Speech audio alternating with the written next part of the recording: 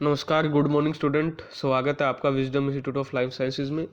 आप सभी बच्चों को नव वर्ष की शुभकामनाएं। आपका ये नव वर्ष हेल्दी हो, स्वस्थ हो और खुशियों से भरा हो। जो भी आपने सोचा है वो आप अच्छे से अचीव कर पाओ, अपनी स्ट्रेटेजी बना पाओ, अपनी जो भी आपके बुरा फेज गया है उसको भूल पाओ।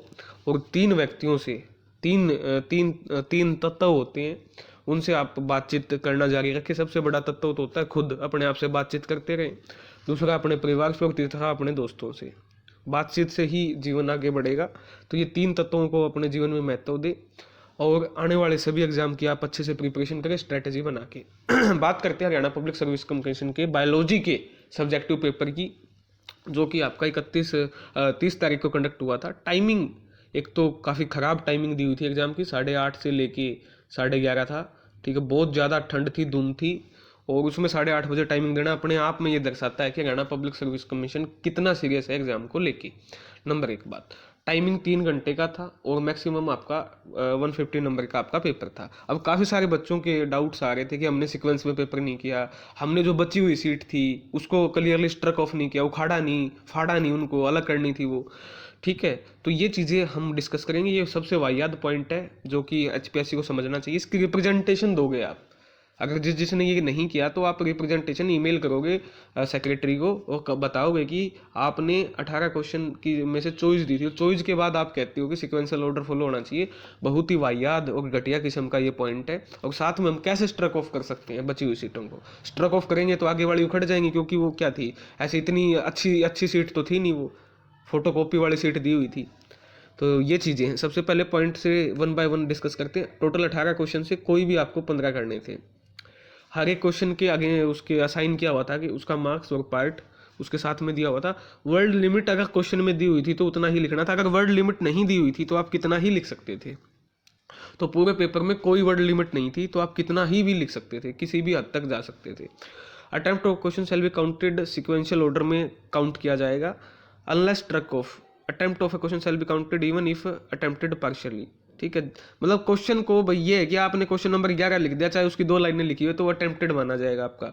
कई बच्चे कह रहे थे कि हमने क्वेश्चन नंबर 1 के बाद सीधा 18 कर दिया और 18 के बाद सेकंड कर दिया, तो इससे कोई फर्क नहीं पड़ेगा, टेंशन ना लें आप। ये कोई महत्व नहीं है कि आप पहले 17वां करे हो फिर दूसरा करे हो, ये कोई दिक्कत नहीं है। Any page or portion of page left blank in the answer booklet must be clearly struck off. आपको फाड़ना है। मान लो आपने क्वेश्चन अटेम्प्ट किया, आपकी टोटल शीट भरी गई 40, तो बाकी शीट को आपको स्ट्रक ऑफ करना था, जो सबसे गंदा और वाहियात पॉइंट है। बच्चे के पास वैसे ही सांस लेने का टाइम नहीं है पेपर में, इतना बड़ा आपने पेपर बनाया हुआ है, उसके बाद आप उससे कह रहे हो कि सीट को स्ट्रक ऑफ करो, तो ये तो बहुत बकवास पॉइंट है। इस पॉइंट का कोई महत्व नहीं है, ना ही इस पॉइंट का कोई औचित्य है। फिर भी आप रिप्रेजेंटेशन भेज देना, मैंने भेज दिए। No extra additional sheet will be provided, कोई एक्स्ट्रा एडिशनल सीट प्रोवाइड नहीं करी जाएगी, और जो ऑथराइज मीडियम है आपका उसी में आपको पेपर लिखना होगा। ये सारी कंडीशन थी पेपर को अटेम्प्ट करने की। अब बात करते हैं पहले क्वेश्चन के साथ कैसे क्वेश्चन आए हुए थे। जैसा कि हमने प्रिडिक्ट किया था आसान पेपर आएगा विजडम इंस्टीट्यूट ने, और साथ में कहा था कि पार्ट्स में आ सकता है, 3 तरीकों से क्वेश्चन पूछ सकते हैं। वो तीनों तरीकों के यहाँ पर पूछे हुए हैं। सबसे पहला क्वेश्चन था टैक्सोनोमी आपने डिफाइन करनी है, टर्म किस साइंटिस्ट ने टर्म दी थी वो बताना, और बायनोमियल सिस्टम बताना, साथ में उसकी मेरिट फायदे बताने हैं। तो ये 2 + 8 के प्रोपोर्शन में तोड़ के दिया हुआ है। आसान क्वेश्चन, बचपन से पढ़ते आ रहे हो।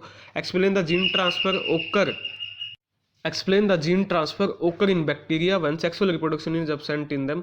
तो इसमें भाई उन तरीकों से बताना था कि बिना सेक्सुअल मेथड के हम कैसे जीन ट्रांसफर कर सकते हैं, लाइक माइक्रो इंजेक्शन, गन, ये जो गन होती है गन के थ्रू, गन अप्रोच, ये 4-5 जो अलग अलग मेथड होती हैं। ये भाई बचपन से बायोटेक का क्वेश्चन है, आप पढ़ते आ रहे हो। पहला क्वेश्चन टैक्सोनोमी का है, ठीक है, दूसरा बायोटेक का है। ये भी आप आसान क्वेश्चन है, कर सकते थे, दोनों क्वेश्चन अटेम्प्टेबल थे। तीसरा क्वेश्चन था आपका एंजाइम एक्शन पे।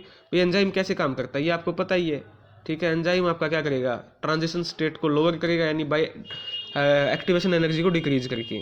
ठीक है, तो ये आसान क्वेश्चन था आपका। और फिर माइकेलिस मेंटन पूछा हुआ है 5 में, तो वो आपको वी मैक्स वो वाला आपको ये क्या नाम है, वी मैक्स एंजाइम एफिशिएंसी वगैरह, ये टर्नओवर नंबर, ये किसी ने दिए थे, माइकेलिस मेंटन ने दिया था। जो ग्राफ है वो आपका जो स्टैंडर्ड वो है उसको फॉलो नहीं करता है, तो ये आपका सिग्मोइडल शेप का जो ग्राफ है वो बनेगा आपका। ठीक है, तो ये आपको ग्राफ बनाना था।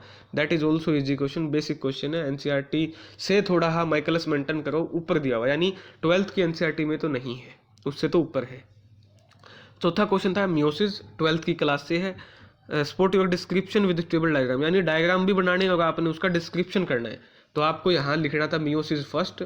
सबसे पहले तो आपको मियोसिस बताना तो होती क्या रेडक्शनल डिवीजन है, ठीक है। उसके बाद आपको बताना था कि मियोसिस इंपॉर्टेंट क्यों है, क्योंकि आपका जो है वेरिएशन लेके आती है, कंटिन्यूटी ऑफ जर्म प्लाज्म, ठीक है, जनरेशंस को कंटिन्यू करती है, ये मियोसिस के वो थे। फिर आपने किसने दी थी, ये फार्मर एंड मूरे ने दी थी, किस ओनियन रूट टिप में इस पे एक्सपेरिमेंट किया था, ईयर भी बता सकते हो अगर याद था। उसके बाद आपकी मियोसिस की division meiosis 1 and meiosis 2। Meiosis 1 equational division है, मियोसिस 2 रिडक्शनल डिवीजन है। मियोसिस 1 में प्रोफेज 1 जो लॉन्गेस्ट स्टेज है, prophase 1 leptotene, zygotene, pachytene, diplotene, diakinesis. उसके बाद फिर आपकी as usual metaphase, anaphase, telophase, cytokinesis और कैरियोकाइनेसिस। फिर यहाँ पर प्रोफेज 2, मेटाफेज 2, एनाफेज 2, और ये आपको ऐसे ऐसे करके पूरे का पूरा आपको बताना था, ठीक है। ये भी आपका इजी क्वेश्चन था, कोई मुश्किल इसमें क्वेश्चन ये नहीं कि टेम्पटेबल नहीं है।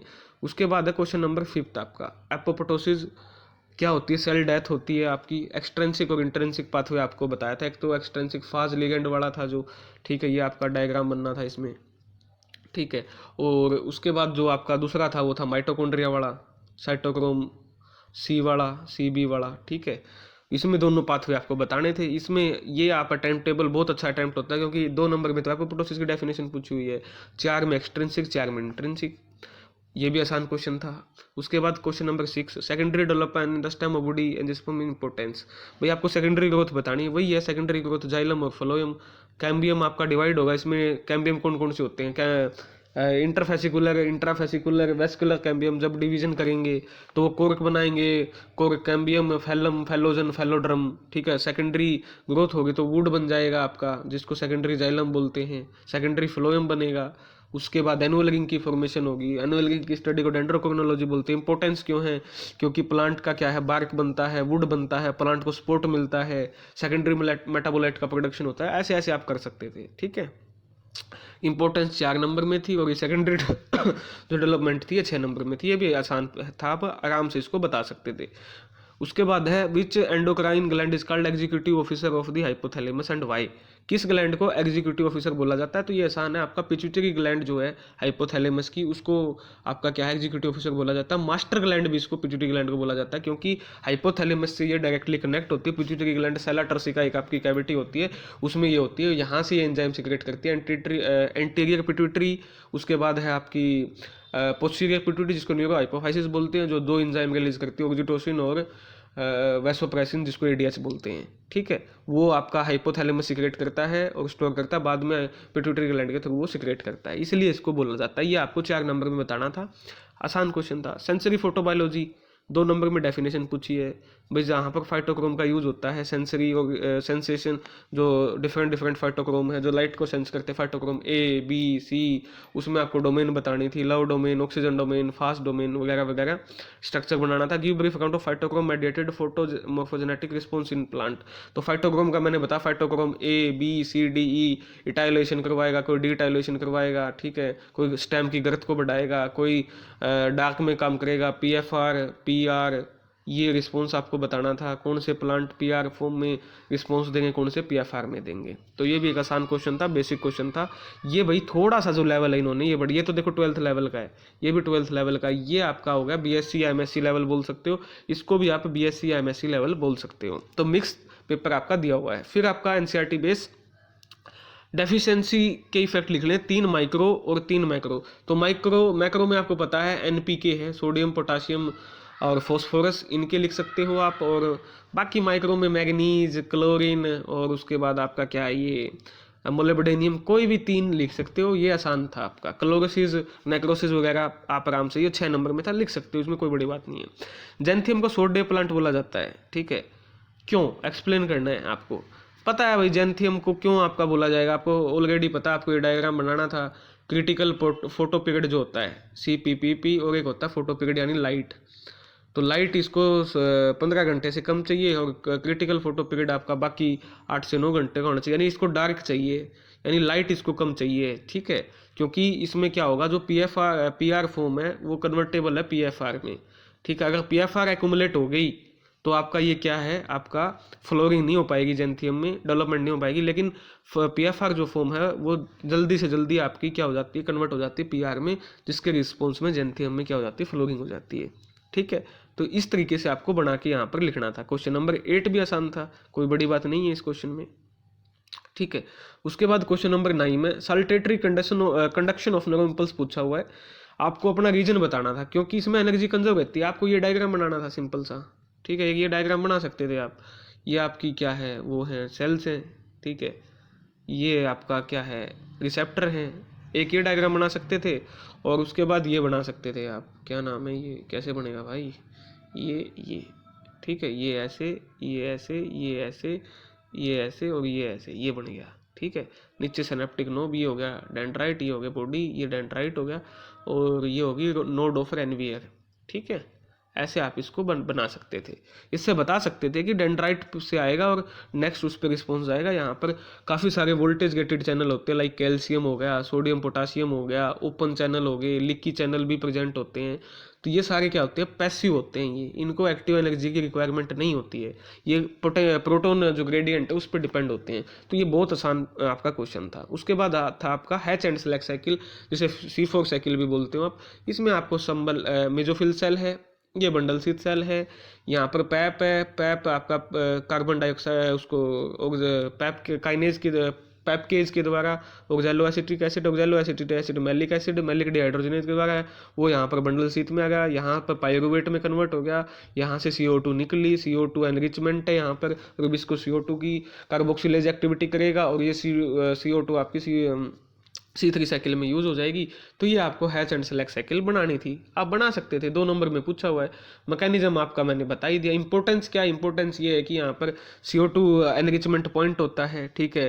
वाटर लॉस कम होता है, फोटो रेस्पिरेशन एब्सेंट होती है, ऑप्टिमम जो मैक्सिमम टेम्परेचर है उस पर ये एक्टिव रहती है साइकिल वगैरह वगैरह। आप 4-5 पॉइंट आप लिख सकते थे। क्वेश्चन नंबर 10 भी बहुत आसान था आपका। क्वेश्चन नंबर 11 मेंस्ट्रुअल साइकिल आपका पूछा हुआ था। इससे आसान तो कुछ हो ही नहीं सकता, ये तो NCERT बेस्ड क्वेश्चन है। इसमें आपने एक ही डायग्राम बनाना था। ये आपका डायग्राम था। ये LH सर्ज होगा, ओवुलेशन होगी, आपकी 14वें दिन होती है। पहले फोलिकुलर फेज थी, फिर लूटल फेज थी, फिर प्रोलिफरेटिव फेज थी, ठीक है। इसके बाद आपको यहाँ पर एक ग्राफ ये बनाना था कि एस्ट्रोजन का यहाँ पर बढ़ेगा, प्रोजेस्टेरोजन बढ़ेगा। जैसे जैसे एंड्रोमेट्रियम हीलिंग होना स्टार्ट होगी, स्टार्टिंग में इनका लेवल कम होगा, जब ब्रेक डाउन होगा। तो ये आपको आसान सा एक ग्राफ बनाना था, साथ में एक्सप्लेन करना था। उसके बाद इसमें में पूछा हुआ है 2 नंबर में तो फेजेज पूछ लिया आपने। Concentrate change in anterior pituitary से कौन से हार्मोन आपके रिलीज होते हैं, तो ये हो गया LH luteinizing hormone, FH follicular stimulating hormone, ovarian hormone हो गया आपके प्रोजेस्टेरोन, एस्ट्रोजन, ये आपने पूछे हुए थे। तो सिंपल क्वेश्चन था, क्या इफेक्ट पड़ता है इन हार्मोन का, वो पूछा हुआ था। Very very easy question, question number 11। Next question था आपका व्हाट इज इनफर्टिलिटी। इनकैपेबिलिटी होती है, ठीक है। वो मेल में भी हो सकती है, फीमेल में भी हो सकती है। कारण क्या है इसके, एनवायरमेंट है, जेनेटिक है, ठीक है, हार्मोनल डिस्टर्बेंस है, वगैरह वगैरह। 4-5 कारण आपने लिखने थे। 3 नंबर में पूछा था। 3 नंबर में पूछा था असिस्टेड रिप्रोडक्टिव टेक्नोलॉजी का यूज कैसे होता है, तो इसमें होगी गिफ्ट, ठीक है, gift, zygote intrafallopian transfer, gamete intrafallopian transfer. इन दोनों टेक्निक को इसमें आपको डिफाइन करना था 2-2, 3-3 लाइन में। तो ये भी आपका क्वेश्चन क्या था, आसान था। नेक्स्ट में आपका पूछा था non invasive method of parental diagnosis. तो इसमें हो गया आपका क्या नाम है, वो DNA फिंगरप्रिंटिंग हो गया, ठीक है।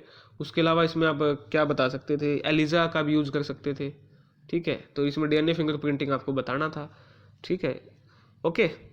उसके बाद क्वेश्चन नंबर 13। क्वेश्चन नंबर 13 में आपका पूछा हुआ था वेरियस इवोल्यूशनरी चेंजेस हार्डेवन इक्विलिब्रियम पे। वही बताना था भाई हार्डेवन वर्ग इक्विलिब्रियम की क्या क्या कंडीशन है।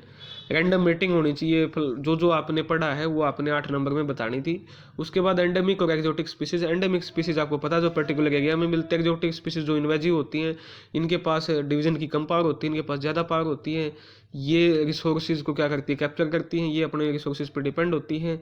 इनकी पावर मल्टीप्लिकेशन की ज़्यादा होती है, इनकी कम होती है। ये ऐसे ऐसे आपको पॉइंट बताने थे। 2 नंबर में 4 पॉइंट क्या थे, सुफिशिएंट थे। तो ये भी एक आसान क्वेश्चन माना जाएगा। उसके बाद आपका क्वेश्चन नंबर 14 था इकार्ड और इकोटोन। इकोटोन दो कम्युनिटी जहाँ मीट करती है, जो जिनसे ट्रांजिशन जोन बनता है, लाइक एस्चुरी। आप इसमें एग्जांपल लिखते हैं, एस्चुरी जो होती है साल्ट वाटर और वो जो वाटर वहाँ पर मिलता है। इकार्ड आपके क्या होते हैं, जेनेटिकली सिमिलर फिनोटाइपिकली डिफरेंट, जो इन्वायरमेंटल इफेक्ट पड़ता है। इकार्ड जो गिल्ड की फॉर्मेशन है वो आप यहाँ लिख सकते थे। फिर आपसे पूछा है यहीं आपको कितने 4 नंबर में कि भाई इंडियन जो गवर्नमेंट है वो सोलर एनर्जी पे अल्टरनेट, यानी 15 क्वेश्चन अटेम्प्ट किए होंगे, उसको बेनिफिट होगा। दिक्कत यहाँ नहीं है। अब यहाँ पर जो निकल के आया है कि क्या बच्चों से अटैम्प्ट हुए हैं नहीं हुए, तो काफ़ी बच्चों से बात करने के बाद 10 से 11 क्वेश्चन अटैम्प्ट हुए हैं, ठीक है, due to timing and due to मतलब lengthiness of paper, due to कुछ बच्चों की प्रैक्टिस भी कम थी, उनको मतलब ये नहीं था कि कैसे लिखना है, पहली बार एग्जाम हो रहा है, ठीक है। तो ये आपका था। बाकी उम्मीद करेंगे कि सभी का आपका अच्छा रिजल्ट आए, टेंशन मत लेना, आपने अपनी तरफ से ईमानदारी से काम किया है, पूरा पेपर एनालाइज कर लिया है, रिजल्ट आपका 15 जनवरी से पहले आ जाएगा, ठीक है। तो टेंशन मत लेना, अच्छे से जिसने अटैम्प्ट किया है 10 से 11 क्वेश्चन अटैम्प्ट किए हैं उनका सिलेक्शन भी होगा, उसका मैं सबूत अगली वीडियो में दूंगा, ये लंबी वीडियो हो जाएगी, आपके लिए लेके आ रहा हूँ।